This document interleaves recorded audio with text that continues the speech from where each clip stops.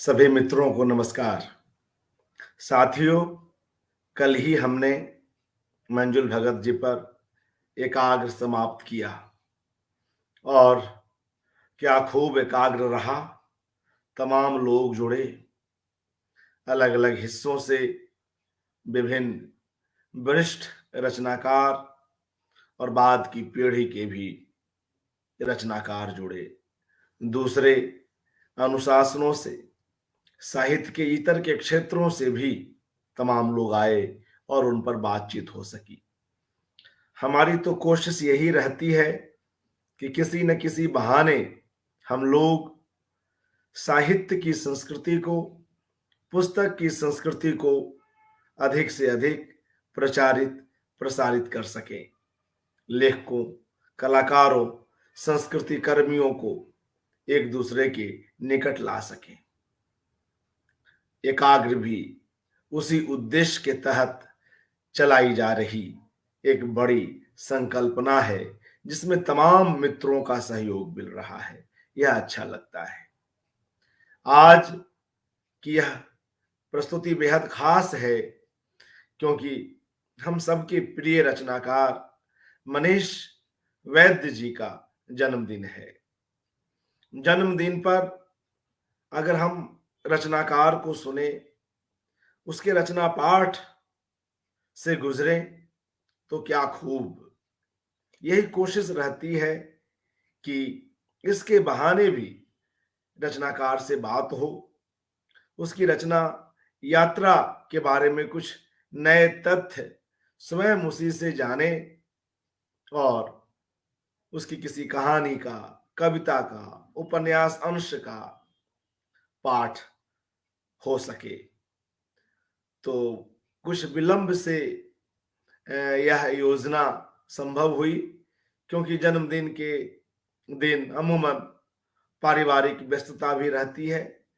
परिवार के लोग भी उस लेखक का समय अपने लिए चाहते हैं और इसके लिए हमारे जैसे आयोजक कहीं ना कहीं उसमें एक रोड़ा भी बन जाते हैं। मगर रचनाकार के प्रति, रचना मात्र के प्रति यह जुनून ही है कि ऐसे अवसरों पर हम रचनाकार को सुनते हैं, सुनना चाहते हैं और उनसे अनुरोध करते हैं कि वे आए और अपनी रचना का पाठ करें। यह अनुरोध हमने आज मनीष वैद्य जी से भी किया और हमें खुशी है कि उन्होंने इसे सहर्ष स्वीकार किया।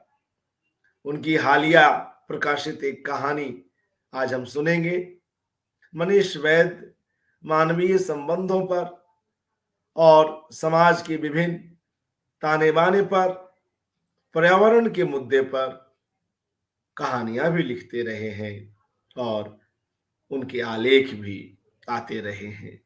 आज की यह कहानी भी कुछ ऐसी ही कहानी है जिसमें पिता पुत्र के रिश्ते को बड़े करीने से खोला गया है।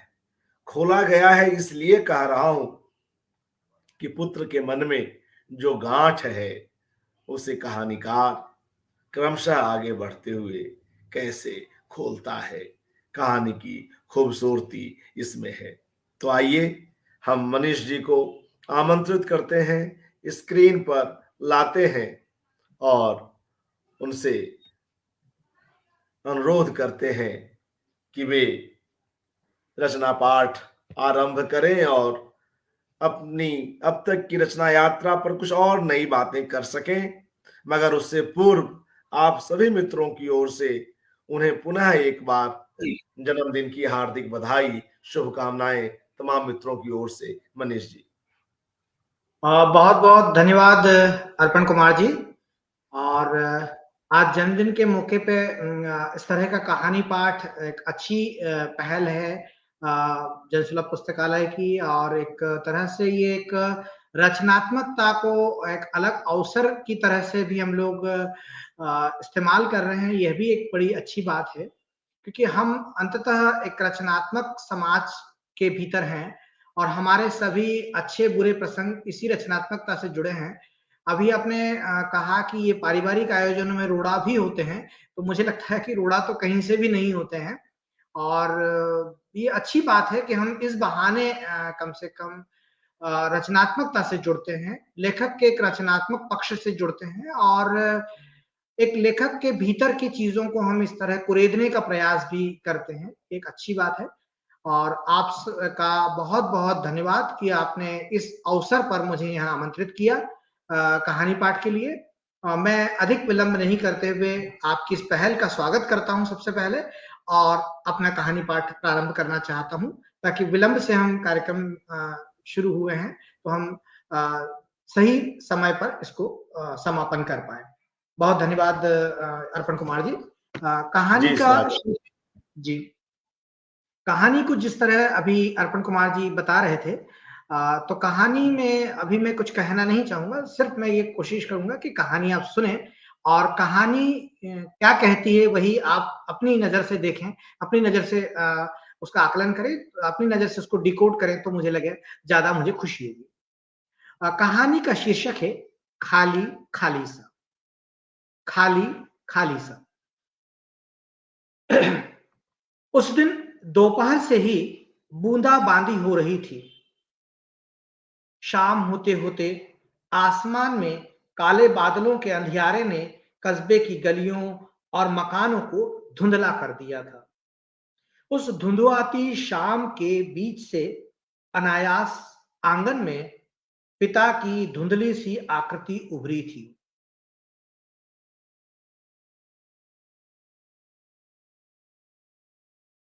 लंबे वक्त के बाद सॉरी वे लंबे वक्त के बाद घर लौटे थे, कई महीनों के बाद। इसे लौटना नहीं कहा जा सकता, वे बस आए थे। कितने दिन यहाँ रहेंगे और कब फिर अपनी दुनिया में लौट जाएंगे, कोई नहीं बता सकता। कब कौन सी सनक उनके सिर पर सवार हो जाए और कब वे घर बार छोड़कर दुनिया की सैर पर निकल जाएं, कोई नहीं जानता। हम हमेशा से यही मानते रहे हैं कि कोई जिंदगी भर कितना भी बाहर घूम ले, एक न एक दिन उसे लौटना ही पड़ता है, बाहर से भीतर की तरफ। यह लौटना पूर्ण विराम की तरह होता है, पर वे न जाने किस मिट्टी के बने थे। उनका लौटना कभी लौटने की तरह नहीं होता, अल्प विराम की तरह होता, यात्रा के बीच कहीं रुकने जैसा। वे अक्सर ऐसे ही आते हैं, घर में किसी सराय की तरह। उस धुआं-धुआं शाम में वे बेहद कमजोर और थके हुए लग रहे थे, पहले से ज्यादा कमजोर और बूढ़े।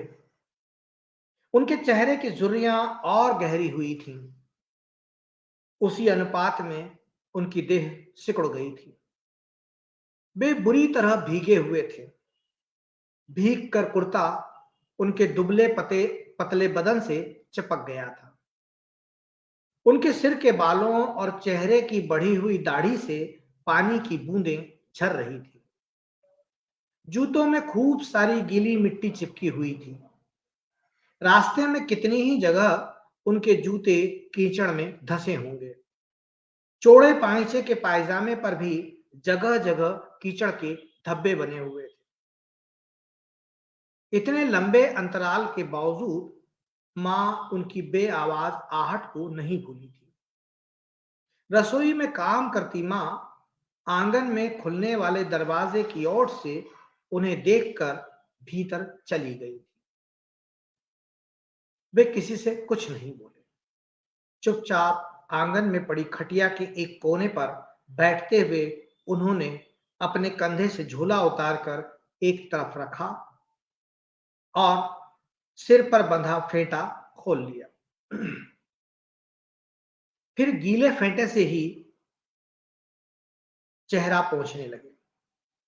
उसे लगा कि चेहरा पोंछते हुए वे पुराने चेहरे को उजलाने की असफल कोशिश कर रहे हैं। खूब रगड़कर पोंछने से भी चेहरे कभी नहीं बदलते, पर हां, ऐसी कोशिश करते हुए वे इस वक्त दुनिया के सबसे निरीह आदमी लग रहे थे। निरीह, निरुपाय और लगभग हारे हुए। इस निरीहता के बावजूद उनके प्रति उसका मन सहज नहीं हुआ था। वह बेतहाशा पूछे जा रहे उस चेहरे के पीछे से उघड़ते पुराने दिनों के उन तमाम चेहरों को एक के बाद एक घुमड़ते हुए साफ साफ देख रहा था। उन चेहरों की याद से उसका मन कसेला हो उठा। भीतर कहीं एक तीखी भूख सी महसूस हुई। उसे लगा कि कुछ देर और यहां रुका तो कड़वाहट से भर उठेगा। उसने कहीं चले जाना ही ठीक समझा। उसने उनकी ओर बिना देखे आंगन में पड़े जूते पहने और बाहर निकल गया। वे भी कुछ नहीं बोले, बस कदकाठी में अपने से बड़े और कसरती बदन वाले बेटे को दरवाजे से निकलते देखते रहे। बाहर शाम का अंधेरा उतरने लगा था और ठंडी हवा के साथ आसमान से छोटी छोटी बूंदें टपक रही थी। कोई और दिन होता तो इससे उसका तन मन शीतल हो जाता, उसका मन बादलों की तरह उमड़ पड़ता। पर आज उसके बदन पर पड़ती ये बूंदें उसके आप्त तन मन को झुलसा रही थीं, जैसे गर्म तवे पर पानी की बूंदें छन्न के साथ भाप बनकर उड़ जाती हैं। उसके भीतर भी कुछ था जो भाप की तरह धुएं की शक्ल में काले घने बादलों में समाता जा रहा था। उसके भीतर की आंच कम नहीं हो पा रही थी। वह चौपाल पर नहीं रुका, घाट की तरफ भी नहीं गया। वह गोए से होते हुए पगडंडी पकड़कर खेतों की तरफ निकल गया। वह घर से दूर निकल आया था, पर मन वहीं अटका हुआ था। वह जानता है, मां ने उनके नहाने का पानी गर्म करने के लिए चूल्हे पर चढ़ा दिया होगा। बिना कुछ कहे सुने गिलास भर चाय और पानी का लोटा खटिया के पास रख दिया होगा। संदूक से नया गमछा और कुर्ता निकाल दिया होगा। इतना करने के साथ वह शाम के खाने के कामों में जुट गई होगी। पता नहीं वह किस मिट्टी की बनी है कि पिता से कभी कोई सवाल नहीं करती, न पूछती है कि इतने दिन कहां रहे, और न यह कि उन्हें छोड़कर बार बार क्यों चले जाते हैं, या कि सारी उम्र अकेले ही घूमना था तो क्यों बसाई घर गृहस्थी, और एक बार चले गए तो क्यों लौटते हो बार बार इस तरह। मां के भीतर मन के शांत जल में पिता के आने जाने से सरोवर में फेंके कंकर की तरह भंवर तो पड़ता होगा। वह गोल गोल उठते हुए उसके मन को घेर लेता होगा। तब वह कितनी असहज हो जाती होगी। बार बार इस पीड़ा से गुजरना उसके लिए कितना त्रासद होगा। काश वे यह बात समझ पाते। वह बचपन से देखता आया है मां और पिता के बीच पसरे उस लंबे अबोले को, बरसों लंबी खामोशी को। एक दूसरे के सामने पड़ने पर दोनों जरूरत भर की बात ही कर पाते हैं। उसने कभी उन्हें आमने सामने बैठकर बातें करते नहीं देखा। न कभी कोई सलाह मशविरा करते, न कभी झगड़ते देखा, न कभी एक दूसरे की आंखों में उनके बीच कुछ दिखा। पिता घर में चुप्पी की चादर ओढ़े रहते और मां गुस्से की। एक खास किस्म की उदासी और अनकहा सा भारीपन घर में पसरा रहता। पिता बीड़ी फूंकते आसमान निहारते रहते और मां कामों में जुटी रहती। मां उनके बारे में ज्यादातर चुप्पी साधे रहती, खासकर बेटे के सामने पिता के लिए कुछ भी कहने सुनने से बचती। पर जब कभी उसकी जुबान खुलती तो देर तक उबलती। पिता के 7 पुश्तों को भला बुरा कहती, कलपते हुए अपने पिता को दोष देती। पूरी दुनिया पूरी दुनिया में यही एक अनोखा आदमी मिला था जिसके पल्ले बांध दिया। फिर बोलते बोलते बिसुरने लगती, आंखों के पानी को पल्लू से सोखती जाती, रोते हुए उसकी नाक लाल हो जाती। फिर कुछ देर बाद यह कहते हुए उठ खड़ी होती, जिंदगी भर का रोना है, फिर एक दिन के रोने से क्या होगा। आंखें पोंछकर कामकाज में भिड़ जाती। रातें उसके लिए अक्सर लंबी, सूनी और काली अंधेरी हुआ करती हैं, जिन्हें वह आधी नींद में जागते हुए काटती है। उसे माँ और दादी को उनके कारण कितना कुछ सहना पड़ा, किन किन लोगों की कैसी बातें सुनना पड़ी, कैसे कैसे ताने मन को छलनी करते रहे। नाते रिश्तेदारों, पास पड़ोस, गांव गरबट, खेत खलिहान, घाट मंदिर, ब्याह शादी, कौन सी जगह बाकी थी जहां उन्हें लोगों के सवालों और उल्टे सीधे जहर बुझे तीरों का सामना नहीं करना पड़ा। कितनी बार आंखें छलछलाती रहीं, कौन गिन सका। दूसरों के जख्म कुरेदने में लोगों को कुछ ज्यादा ही मजा आता है। यही सब सोचते हुए वह बावड़ी तक आ गया है। बरसात कुछ तेज हो गई है। चमकती हुई आसमानी बिजली के क्षणिक उजाले में वह बावड़ी को भीगते हुए देख रहा है। बारिश से बावड़ी के काले पत्थर जगमगा उठे हैं। उससे सटे हुए बरगद, पीपल, इमली और गूलर के बड़े बड़े पेड़ हवा के तेज झोंकों से हिलते हुए डराते हैं। बादलों की गड़गड़ाहट, अंधेरे में काले पेड़, काली बावड़ी और दूर तक भाएं भाएं करता सन्नाटा भयभीत करता है। पर उसे कोई डर नहीं। उसे भी बचपन में इन सब से डर लगता था। डर नहीं, कांप उठता था इनमें से किसी एक के नाम पर भी। लेकिन अब उसे कोई भय नहीं डरा पाता। इन थोड़े से दिनों में वह तमाम तरह के डरों से इतने नजदीक से गुजरा है कि बेखौफ हो चला है।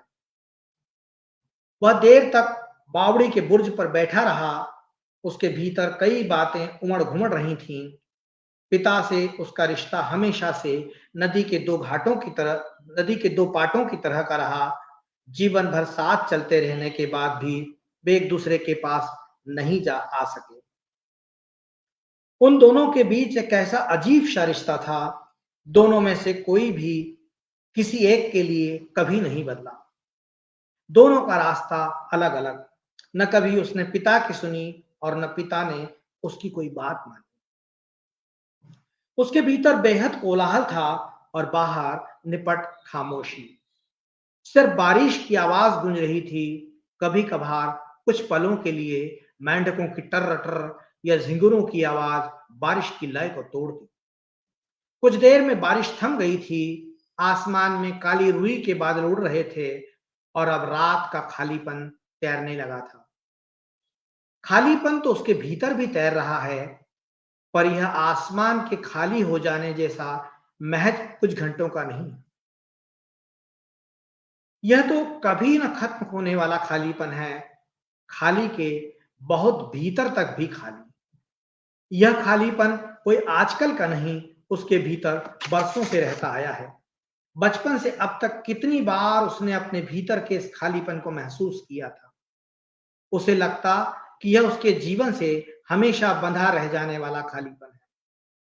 बचपन या उससे भी पहले, जब वह अपने पैरों पर खड़ा तक नहीं हो पाता था, वे सबको छोड़कर चल दिए थे। दादी और माँ ने बहुत कोशिशें की, पर न तो उनका कोई पता चला और न उन्होंने कोई खबर की।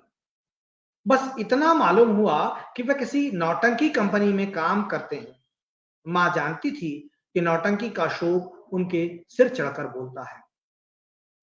आखिरकार थक हार कर दोनों स्त्रियां इसे अपने जीवन की नियति मानकर खुद ही गृहस्थी की गाड़ी खींचने लगी। घिसट घिसट कर ही सही, गाड़ी चल रही थी कि अनायास एक दिन वे लौट आए।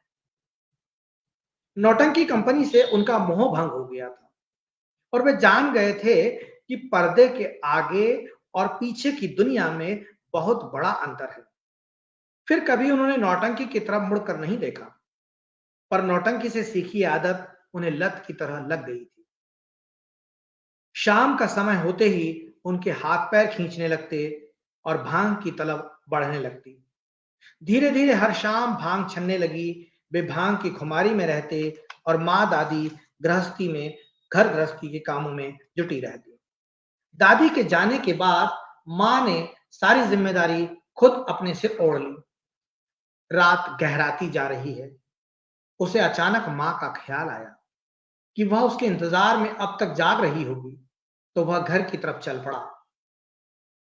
कुत्तों के भौंकने की आवाजों से भरी और बारिश से सिली हुई गलियों से गुजरते हुए जब वह घर के आंगन में पहुंचा, तो देखा वे खटिया पर गहरी नींद में है। गली के स्ट्रीट लाइट के भीगे हुए पिलपिले उजाले की एक छोटी सी फांक उनके चेहरे पर पड़ रही है। वे सोते हुए और भी मासूम लग रहे हैं। वे छोटे बच्चे की तरह दोनों हाथ और पैर सिकोड़ कर सो रहे हैं। नहाने और खाने के बाद थकान अब कम दिख रही थी, पर कमजोरी साफ साफ झलक रही है। माँ भीतर रसोई में आधी सोती और आधी जागती सी उसके आने की बाट जोह रही है। उसे देखते ही उसके लिए थाली परोसने लगी। दोनों में से कोई कुछ नहीं बोला। बारिश के बाद का भारीपन हवा में घुल गया है। हवा शून्य हो गई और बाहर भीतर एक जैसी घुटन महसूस हो रही है। उसे लगा कि माँ ने अभी कुछ नहीं खाया। वह चुपचाप खाने लगा। एक एक कोर बमुश्किल हलक के नीचे उतर रहा है। माँ की भी ऐसी ही दशा है।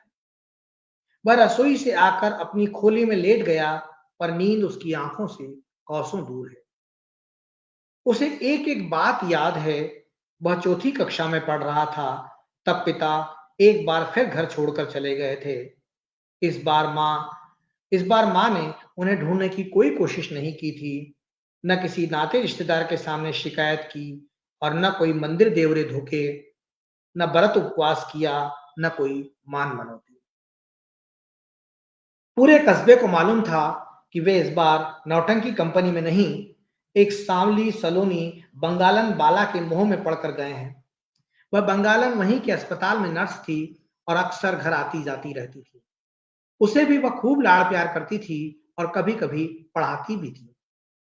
उसे वह अच्छी लगती थी, पर जब पिता के उसके साथ चले जाने की बात उड़ी, तो वह उसकी नजर से उतर गई थी। पड़ोस की बुढ़िया माँ से कहती पड़ोस की बुढ़िया माँ से कहती कि बंगालन ने उस पर काला जादू कर दिया है, तो वह तुनक कर कहती, जो तन मन का कच्चा हो उस पर कैसा जादू टोना, जब अपना ही सिक्का खोटा हो तो फिर किसी का क्या दोष। इस बात को 2 ढाई साल भी नहीं गुजरे होंगे कि वे एक बार फिर चुपचाप घर लौट आए।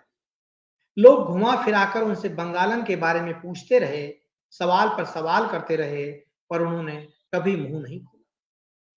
वे जानते थे या वो बंगालन कि उनके बीच क्या हुआ। बाकी कोई कुछ नहीं जान पाया। वे ज्यादातर घुन्ने बने रहते। उनके मन की था कोई नहीं पा सकता। वे क्या सोच रहे हैं और चंद पलों के बाद वे क्या करेंगे, कोई नहीं बूझ पाता। माँ कभी कभी बूझ लेती, पर ऊपर से चुप बनी रहती। उसके हाई स्कूल के इम्तिहान चल ही रहे थे कि अचानक एक सुबह वे फिर गायब हो गए। इस बार किसी को हैरत नहीं हुई। सब जानते थे कि वे कुछ महीनों से साधुओं की जमात के साथ लगे हुए थे। उनका अधिकांश समय जमात में ही कटता था। माँ 2 3 दिन अनमनी रही, बेमन से ही सही, पर उसने एक बार फिर से उनकी गैर मौजूदगी को स्वीकार कर लिया था। तब से वे साधुओं की टोली के साथ न जाने कहां कहां भटकते रहे और अब अनायास लौट आए। किसी को इस बात का भरोसा नहीं था कि वे ज्यादा दिन घर में टिक पाएंगे, पर इसके उलट वे महीनों तक घर में ही रहे। आंगन में, घर और बाहर के बीच की संधि रेखा पर। लेकिन इस बार वे जब से लौटे तब से ही बीमार रहने लगे हैं। बुढ़ापे की बीमारी से उनकी सांसें फूलती। जिन पैरों से उन्होंने कभी धरती नापी थी, थोड़ा सा चलने पर अब कंपकपाने लगते, सिर चकराने लगता। कमजोरी दिन ब दिन बढ़ती जा रही है। कस्बे के अस्पताल में डॉक्टर को दिखाया, दवाइयां दे रहे हैं, यहाँ वहां इलाज भी चल रहा है, जिसने जो बताया सब किया, पर कोई फायदा नहीं।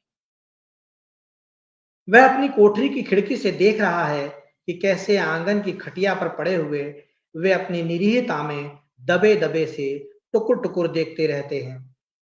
उनकी देह किसी गठरी की तरह सिकुड़ती जा रही है। वे जरूरत जितना बोलते और दिन भर चुप्पी ओढ़े रहते। सिर्फ उनकी आंखें आवाजों की दिशा में घूमती रहती हैं। न पानी की इच्छा, न खाने की चिंता। जब जो सामने पड़ जाता, खा पी लेते। शायद उन्हें अपने जीवन में अब कोई लालसा नहीं बची थी। लगभग विरक्त।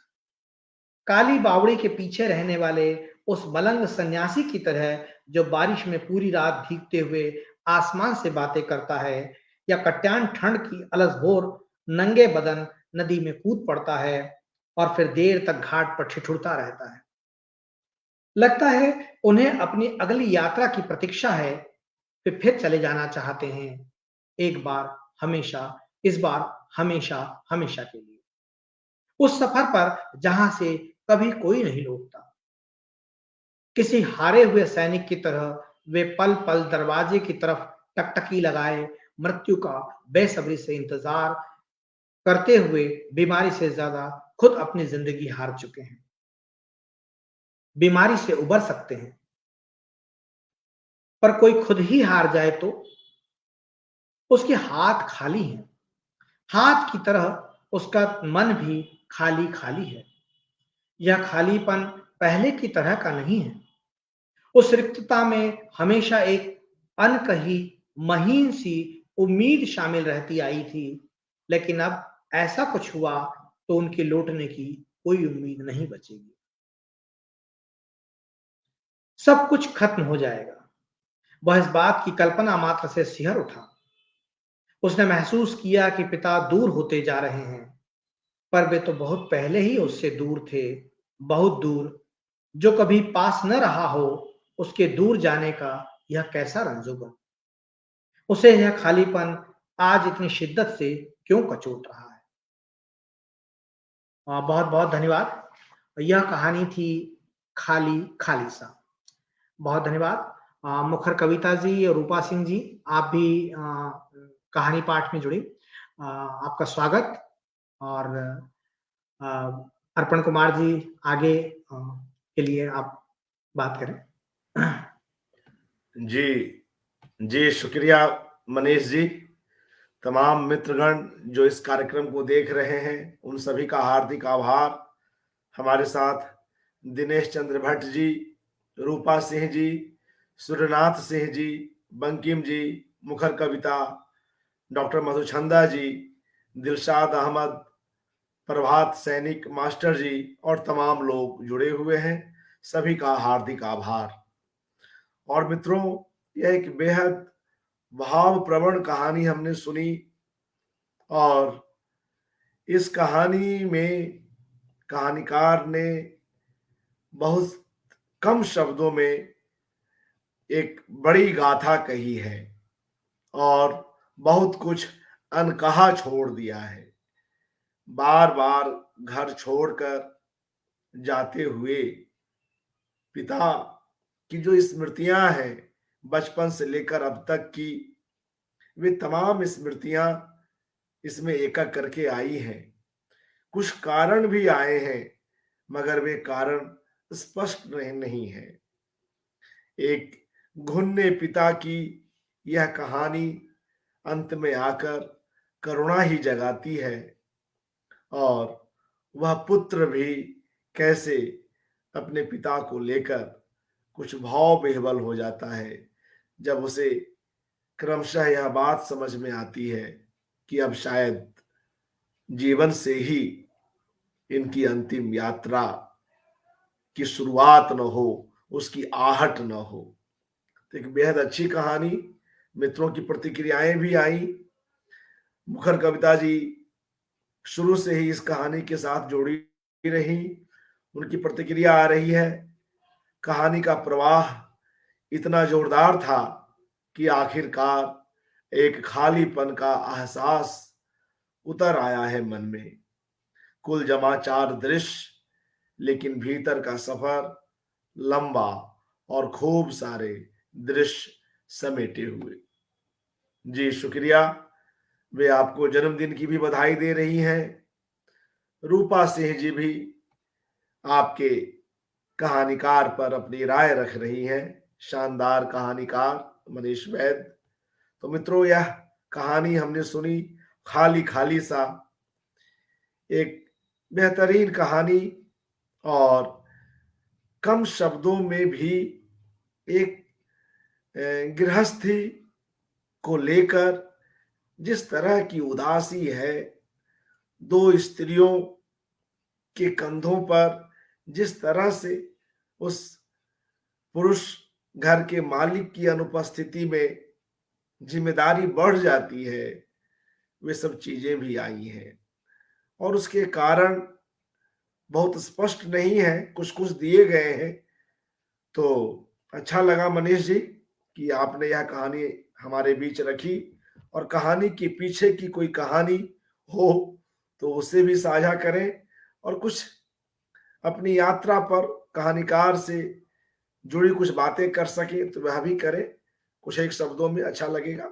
जी बहुत बहुत धन्यवाद अर्पण कुमार जी, और सुनने वाले सभी साथी हमारे जो जुड़े हुए हैं उनका भी बहुत बहुत धन्यवाद कि उन्होंने इतनी शिद्दत से इस कहानी को सुना और उस पर अपनी अच्छी टिप्पणियां की, और इस कहानी को डिकोड भी किया, बल्कि इस कहानी के मर्म को उन्होंने छुआ और पहचाना।